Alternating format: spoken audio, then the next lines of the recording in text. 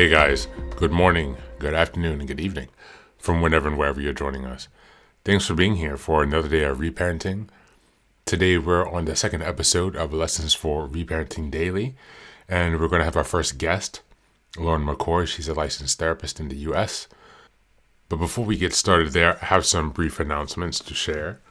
The first is that the Patreon community is now up and running, so feel free to check out the website on the community tab.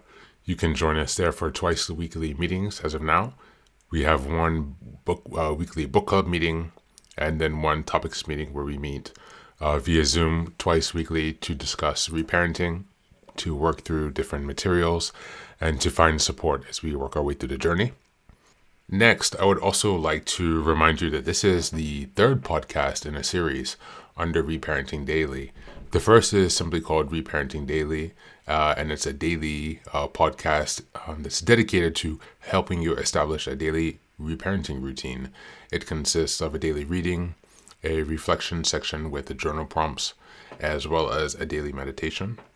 The second podcast that we have is called Meditations for Reparenting Daily.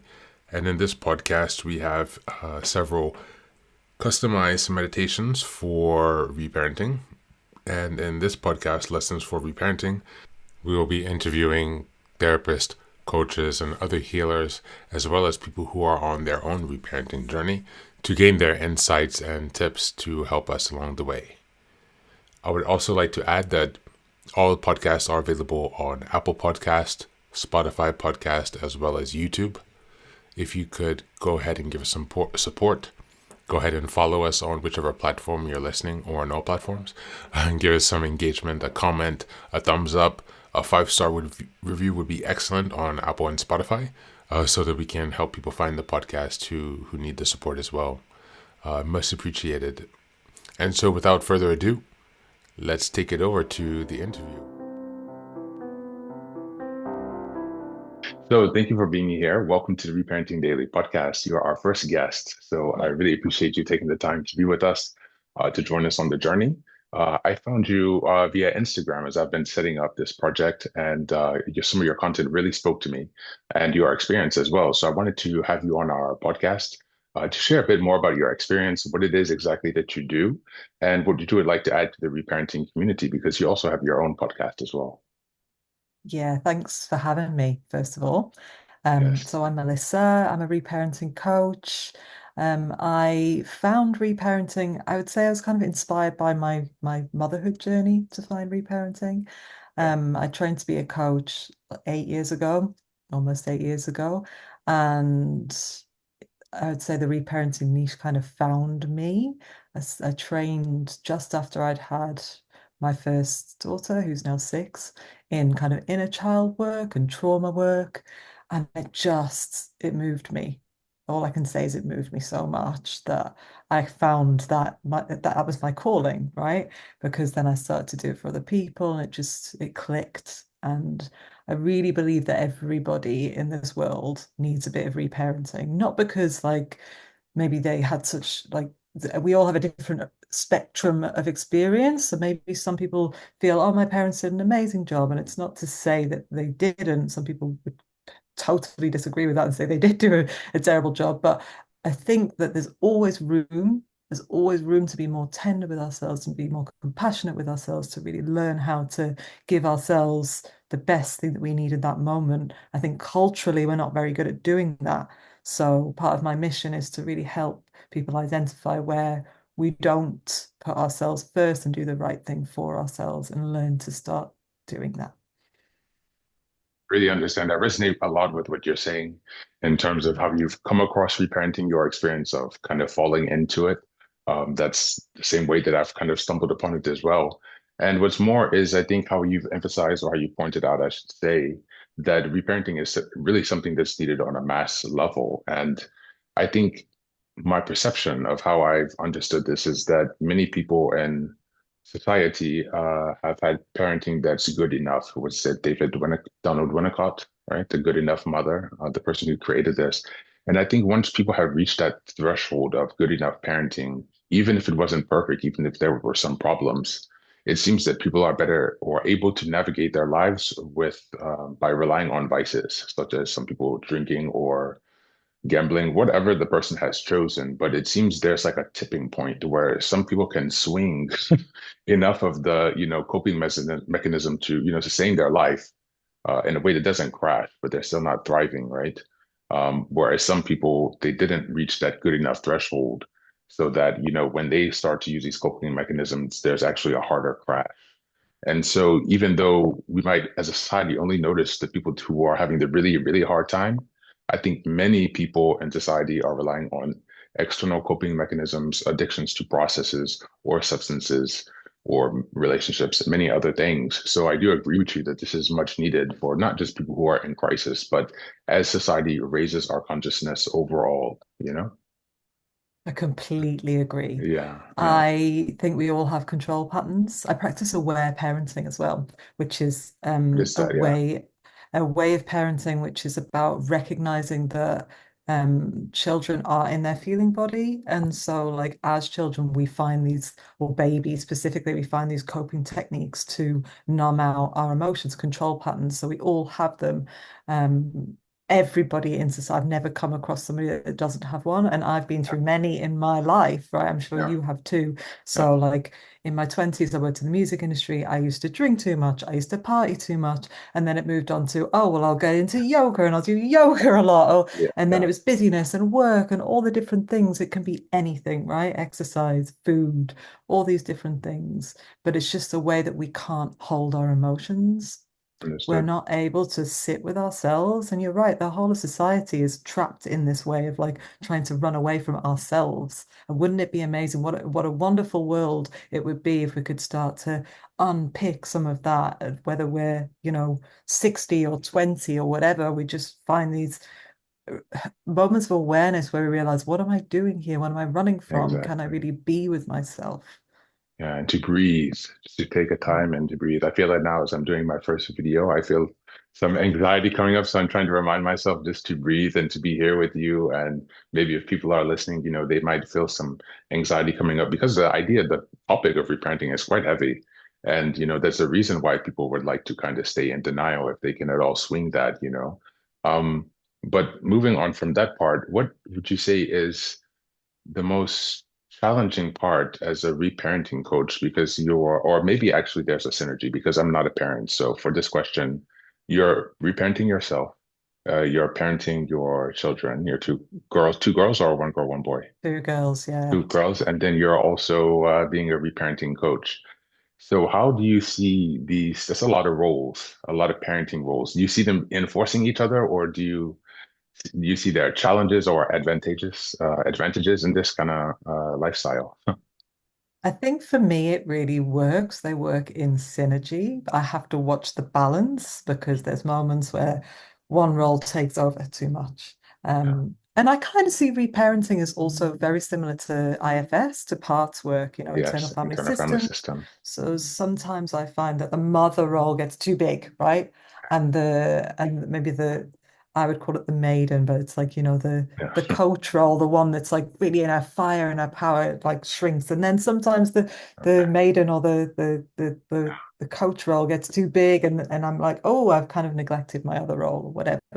But I do feel Understood. that they work in synergy because ultimately it's about finding that point of balance, isn't it? Finding that place where you nurture each part of yourself and okay, this feels right in this moment. And this, of course, you never know when you're out of when you're out of balance is the moment that right, Right. that where the balance is. Yeah. But I do feel like they feed each other because ultimately, if I'm being really good to myself, then I've got enough to give to my clients. Then I've got enough to give to my girls and Understood. to my partner as well. It's all part of it. And I think in this life, it's trying to really listen to that, where society teaches us, going back to what we were saying before, society teaches us that in order to be valuable in the world, we've got to have this big career, we've got to be successful and we've got to make the money and do the things. And The it's house, a really vacation. listening. Exactly. And yeah, have the house and have the car and have all the other things. And it's listening Yeah. to ourselves, what feels right for us where are we being kind to ourselves rather Mm, than listening to what society expects of us or what we've been taught is exactly. what we're meant to do. And that's the real reparenting work. It's untangling all the conditioning, right? It's Yeah. untangling all the stories and all the narratives that we build up completely subconsciously. And they're tricky. They're tricky to see, Very but tricky. when it doesn't feel good for ourselves in our body, if it doesn't feel good in our body, it's not good for us. Not at all. And this kind of hedonistic or materialistic, it keeps living. It keeps you on the hamster wheel. You're always looking for the next, I don't know, the next pair of shoes or the next vacation or the bigger house or even for relationships, the next better partner or something. And it's all externally referenced. You're right. It's when you're not actually coming and reflecting your original desires and not aligning with yourself. And some of these, you're right again, some of those, what do you call it, life traps, they can be really difficult to identify because you can even be in denial to yourself or gaslighting yourself about some things in order to protect your ego or in order to manage the amount of pain that you're facing at a certain moment. And and that's something that I'm in the process of doing now. I'm about 4 years into this journey. And for me, reparenting, I'm having to focus both on remothering and refathering at the same time.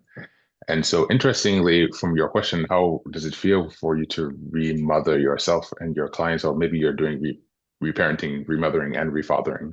Um, but yeah, the point of the question is you're manifesting some kind of the feminine archetype, like this maternal energy.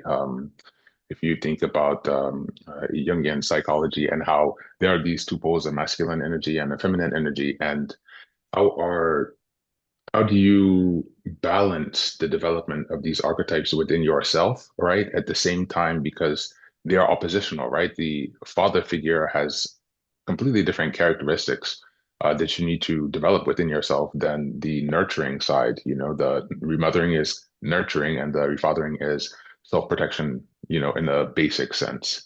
And so one thing that I found that when you're trying to do both for yourself, you're in a tug of war, right? Because there was not a path given, right? It was not like you were instructed into or seen a model of certain feminine or masculine energy or a certain mother or father figure that you are trying to internalize. And so when you're in the process of doing that, have you seen in your clients that it's a challenge for them to determine if they need to emphasize the remothering or refathering at a certain moment? And how do you help them work through that? It's a really good question. And it's a really Yeah, big part of the work that I do as well. It's a really big part of the work that I've done myself and that I help clients with because you're right, there is these two, we're dualistic in nature. So there's these yeah, two polarities and we swing between them. And so and I would say that yeah, the feminine archetype is much more nurturing, like you say, and the masculine is much more protective. But in that way they work together, right? So you can mm, nurture and nurture and nurture, and then you also know you have to like pull yourself back from and protect yourself from too much giving and too much um wanting to be out there in the world, I guess. The way I do it with my clients is actually sometimes it's kind of like parts work. I get them to speak to the different sides of themselves. Sometimes I get them to move their chair, right? okay, So from yeah, one side, because I do a lot of online stuff, one side to the other. Like, what does this one part of yourself say? yeah, What's the feminine side of you saying? It's not always the labeled the yeah, feminine absolutely. because sometimes it can be, for example, a conflict about wanting to move forward and work and also wanting to just rest for a while. So it might Yeah, be like the driven one and the resting one. And yeah, they give it whatever names they want, but it usually yeah, relates to this feminine, masculine yeah, part of yeah, ourselves. true. And I get them to have a conversation between the two because Yeah. this internal conflict is usually different parts of ourselves that are just not able to integrate, either because we haven't had the role model at home in our personal experience or in Mm, society. We also don't have that role model. We live in a mm, patriarchy that ultimately yeah, rewards go, go, go. We don't rest. We keep going. And so there will be conflict because we've picked up on that subliminally, right? mm, So, but I find if you can just allow somebody the space to really hear and feel the different parts of themselves that are in conflict, they will come to their own resolution. Their Okay. body and their intuition will give them the answer that they need. And sometimes they need to make a deal. Like Yeah. this side's allowed to do this, but I'm scared of Yeah. that, so you can't do that. This side's Yeah. allowed to do this, but I'm scared of that, so you can't do that. And they make a deal, and then it's like there's an integration and a softening that happens. And usually that helps them move forward on whatever struggle they're having. Yeah, that sounds really uh, interesting to something I was listening to the other day about the integration of the your shadow, right? And how that leads to more full self-expression. It's kind of the same process in a way because you're increasing your self-knowledge by reparenting yourself, which if you had the good enough parenting, then perhaps that would have been there. That wouldn't mean that you wouldn't have a shadow because everyone does. But in the terms of reintegrating your lost parts or your shattered parts, it really does empower you for more full self-expression, you know? And self-expression comes in so many ways. And I think that that breakdown of self-expression is what leads to a lot of symptoms for people with complex PTSD or people who are in the situation where reparenting is required. Normally, it's not, this is not an easy path. It's not the fairy tale path. It's a path of hard work, but a path of big rewards also too at the end.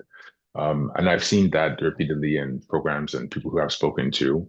Um, it's important to remain on hope because one thing that I know is that whether you believe that you can or you can't, you are correct and you will succeed. And some of the challenges that some of us are facing for reparenting are quite, they put us in kind of for example, the idea that we heal in a relation, we are broken in relationship, and yet we must heal in relationship as well.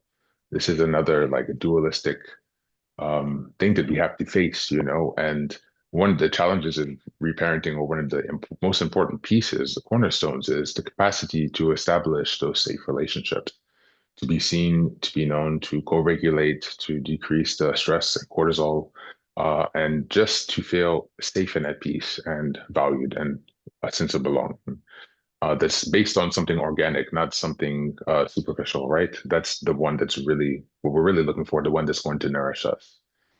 And today, it seems increasingly difficult to find those spaces where people can feel safe. And so, what is something that your clients have been doing, or something that you have done, or that you even might suggest to them that people do in order to find, or first of all, maybe to first establish or build up the courage to seek those safe places and those supportive connections? Because sometimes after a lifelong pattern of abuse, you're kind of deflated. The second part is how do you orient yourself into finding the right types of places? And the last is how do you determine and keep yourself safe? Like, what is an effective strategy for keeping yourself safe? How to approach that within the relational world as you're trying to connect? I think it's a really big question. And I think it's going to really depend on the person. But there's going to Yeah. be two basic guidelines that I would give. And the first would be boundaries, because obviously, if you've come from a past experience where your boundaries have been challenged in relationships, where Mm, people have continually not protected you and not been that divine feminine, divine masculine, or whatever, like not you've not been parented in a way that is safe for you, then you need to learn what does feel safe, what are the boundaries for you. And like I say, that'll be different for every single person yeah. depending on their experience. But it's really challenging yourself to say where have I had my boundaries crossed and where is it important for me to be really strong in my boundaries now moving forward as I orient myself in new relationship. And what I'd say in terms of actually finding those spaces is to feel what feels good for you, right? Yeah. So for some people, it might feel safer to join an online group. For some people, it Yeah. might feel safer. Maybe it's like, oh, I'm really inspired to go and do an art class, or I'm really inspired to do a jogging club or something like that. But it's coming from your heart, right? It's coming from Yeah. this lifts me up and it feels good. And so I'm going to go out there and put myself in this space that feels good. Because then obviously you're more open, right? Mm, And you'll attract in the tribe that you're exactly. looking for, or at least one or two relationships that you're looking for. But underneath that is trust, right? You need to cultivate trust in the world again. That's the most important thing because when we have a negative experience in our relationship, it's really difficult to find that trust. And that's why I always say lead from the heart. So lead from the heart in terms of like finding the space, lead from the heart in terms of opening up, lead from the heart in terms of establishing those boundaries, right? As soon as it doesn't Yeah. feel good, you pull back again. Yeah. Okay, I've hold myself again. What feels good to me right now? What do I need right now? How do I tend to myself? How do I honor myself? It's So a on really big himself. process. It's It's a huge, really but big process. yeah, but it's also like courageous. Yeah. The most courageous thing that somebody can do to go out there and try and do that for themselves in the world. Yeah. One question that I forgot to ask you in the beginning is how did you actually find reparenting? Did you read a book or did someone tell you about it or you read it in a journal or Um, something or To be honest, how did I find it? I think that the main, I can't remember if I read about it before this, but mm, I did a training with Dr. Shefali, who is like a very famous psychotherapist in America, and she does something called conscious parenting, but it basically is reparenting. I did a very in-depth 6 month trauma okay. training with her, and that was the first time that I remember feeling held in my inner child, like, and not just my Mm, inner child, my inner adult, and really understanding some of the things that happened to me in my life, and understanding that, oh, actually, I hadn't, even though I'd done lots of therapy and I'd done lots of other things, I hadn't really processed them, and I wasn't really holding myself in the way that I mm, knew that I could. I did a lot of work around like my parents' breakup, my dad moving to the other side of the world when I was a child, yeah. not really having a father figure around. I did a lot of work around becoming hyper independent. That was like my coping mechanism to just, Interesting. I'll do everything on my own. I'm the strong one. I hold it all together. All of that it had to crumble within me. And then from Mm, there, I rebuilt it. But there's been various moments where it felt like the inner child work or the inner adult, the parts work came in for me in a very serendipitous way. I was like, ah, this is the work mm, that I'm here to do. It feels yeah. right for me to do this. That's really good. That's really good. And your children are very lucky to have you as a mother, to be set on the right path with at least this understanding, they will be able to function, much better, than many people in the world, I think, just by having their reality validated, by having, as much of their true selves reflected back to them as you can manage, and that's really the most important gift you can give them. I think they'll be so thankful for that. And, that's, what we are working through as we try to reparent, to find a way to recover that lost opportunity for mirroring and to feel ourselves. Um, Another question that I would like to ask is when you're in the process of working with clients on reparenting, what is the most challenging or most frustrating um, challenge that people have, I should say? What's the most recurring theme that you hear that where people are stuck in reparenting? I think it's just falling back into their patterns, right? The Into the generational patterns. patterns. Yeah, So we all yeah, have our own individual generational pattern, and it yeah, didn't start with us, right? It yeah. ricochets and It ricochets, definitely and didn't. sometimes they can be really, really strong. Yeah, Um, and so, and I think people think that they just need to put loads of effort to get through it, but that's actually not the way yeah, through it. yeah. Often the way through it is to fully surrender, Mm, to really be accepting of what is alive within us and to be with it and to, because the more resistance we put up against it and the more it holds on, right? And everybody has their own pattern. Like I say, this could apply to so many different ways of being perfectionism or, procrastination, or like these are just small ones, but anything, yeah. being unable to show up for our kids because we weren't shown that, all those different things. But the more that we fight them, the more that they, Stick persist around. Yeah, rather than when we can really, and this is the crux, I think, of reparenting. It's like if we can really soften and accept ourselves and accept all parts of ourselves, that's when the shift takes place. And we can be exactly. like, it's not such a big deal and I can let it go. And actually, I can be different because I've let it go. And yeah, surrender is a huge concept that I really try and work with my clients. And and there's many, many layers to it. But like Exactly. everybody Try to takes it in repeat their it. own time and has their own process with it. Yeah, indeed. Do you ever suggest, or maybe for yourself even, you have some kind of trinkets, or I don't know, some people will wear like a bracelet or a ring or something to help them pull themselves out of a flashback or out of a certain moment where they're perhaps about to go down that traditional family uh, pattern or that reaction pattern or that thought pattern. Are those things that you have used in your practice? I don't really use anything material. I just Okay. use, The mind, body, brain. spirit. So it's Okay. like Okay. really going it, and I think the main thing also is to hold space with the emotion because it's another control pattern. When these patterns come up, it's like you're running from the discomfort, the emotion that's alive within you. So the more that you Mhm. can learn to hold the emotion and really be with the discomfort, really be with the full force of the anger or the shame or whatever it is that's alive in you, then you can move through the pattern. But first we need to learn how to hold our emotions, right? And of course you can use various things Without for that. reacting. Yeah, well, without Yeah. being lost in the drama, again, it's like Yeah. sometimes taking a step back and because the minute you can see what's going Yeah. on, you can see a pattern, you can See, see, oh, I'm doing this. sometimes, You've actually stepped away from the drama then. yeah, And I say to my clients, this is the hardest bit. What you've done now is you're not enacting it. You've stepped out. It's like with meditation. You can see the thoughts. Okay, yeah, so that's kind of you meditating, right? Same with the pattern. I can see the pattern. So the awareness is there. That's the hard bit. Now, can you hold the emotion and mm, not get swept into the tidal wave of what's happening? Just sit with yourself, sit with it, and exactly. then be the observer rather than, the actor in the whole thing. Yeah, the reactor, Yeah, right? exactly. Yeah. That's what I was getting at in terms of the materialistic or physical things, because sometimes for myself and others, you can be so swept away in the heat of the moment if you really lack that history of co-regulation and emotional regulation, maybe with another.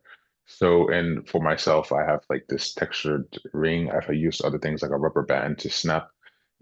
So when I find myself reaching like a point where it's difficult for me to take this step back, because now after a few years, I'm better able to do that, without using any assistance. But sometimes I really needed something physical to help distract me, like come from my mind into my senses. Sometimes they say like splash cold water on your face, or I don't know, do something that will cold shower, something that's gonna break your nervous system out of that.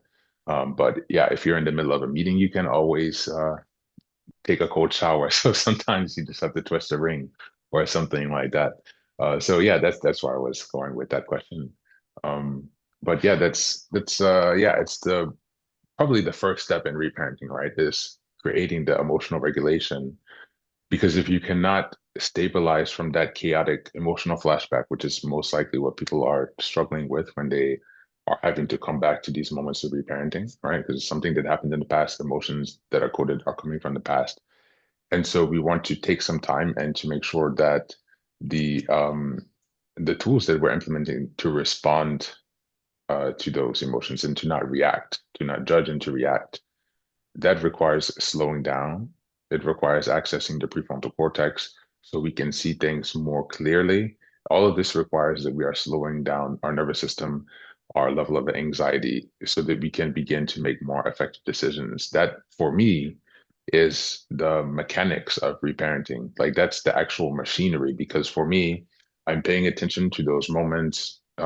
It can honestly be something as simple as waking up when you wake up with the abandonment melange, like from Pete Walker, um, having to having the capacity to step outside of that as soon as you wake up, and then to rationalize, these emotions, to understand that they're not coming from the present, but they are coming from the past, while at the same time feeling them. There are many different moving pieces, but the first step is to be able to pause and to not judge and then react to those emotions that you're feeling and just to observe them. And how you get there can be different for many people, I think. Yeah. Yeah. Mm. It's One really last, powerful. Go on, sorry. no, no, no, go I ahead. was just going to say it's really powerful for you to explain it that way. It's exactly that. And Yeah. and yeah, also I think sometimes we need the triggers because then it allows us to Exactly. understand ourselves. And Yeah. there's probably never going to be this time in the future where we're not triggered by Yeah. stuff. Hopefully, Yeah. I think I think it was a Louise Hay. I saw this video years ago. So the author and the founder of Hay House Publishing. She Yeah. said, Yeah. like, when we're younger, we see these patterns or these triggers as like these big boulders, and it's like, oh my God, it's such an effort to move them. Yeah. And as we get older, then they get smaller and smaller and smaller until like hopefully we get to an age where it's like, oh, it's a tiny little pebble, blink, you know. Yeah. But I think my point is that we're always going to be triggered, but Yeah. can we have that lightness around it? Can we step away from it in a way that's like, because ultimately this life is here to be played, right? It's Yeah. we get a chance to find joy in life, and it only comes when we do the work. So at first the work's going to feel like work, but then later can the work feel like It can become play? more play. Yeah. And can we really like embrace all of these things that are coming up for us with an open heart and say, ah, there we are again. There's something else for us to play with here and not Yeah. take it too seriously. I think that's also my analogy of reparenting. It's taking us back to being a child, when Mm. like everything was play and we could just Everything. like, oh, I'll try that and I'll do this. And that, children are amazing at just teaching us how to be in wonder and in awe and in full belief in ourselves. And Yeah. so I feel Yeah. like it's a circle that we Yeah. go from that into like the heaviness and the conditioning and all the burden. And then hopefully we come back round again and we let go of it all and we come back into Yeah. being playful like That's a children. really good point. Play is where it's at, Play is when you are in flow, you're not stressed, you're just in the present moment, And that is the moment when you're able to find your talents, right? And the things that really bring you the reason why you're here, basically, That's how you find yourself by playing, I think. How Yeah. ironic. We find ourselves by playing. And we're Yeah. sitting here Well, stressed reading these books, and all we need to do is play.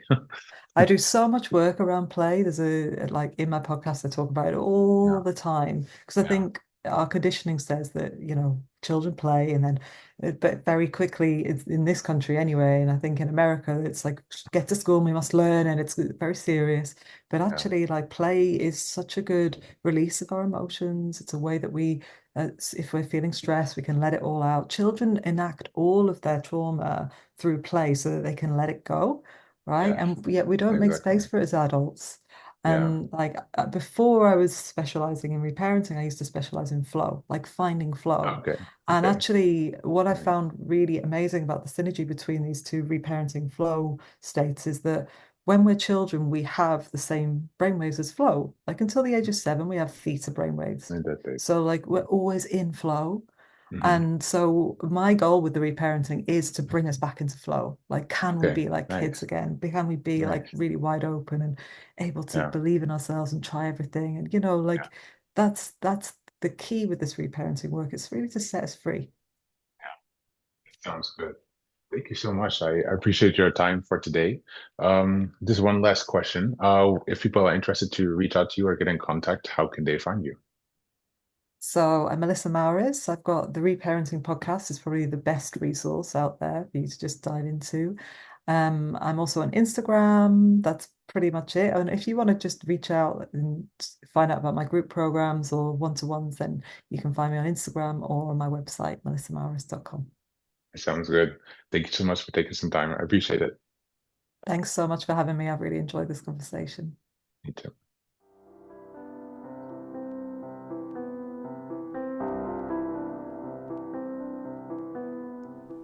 Thanks again for being here for another day of reparenting. I really appreciate all your time and support listening in and joining. Just a few quick reminders. Check out the website now under the community tab, and you will see the information pertaining to the new Zoom support group. So, this is a weekly support group where we have meetings twice a week. The first one is a book club, and the second is a topics meeting. In these meetings that are about an hour long, we'll be discussing and sharing resources and inspiration just on healing and reparenting, just to really build a community to help us expedite our healing and to make it more reinforced by connecting with those who are on a similar journey.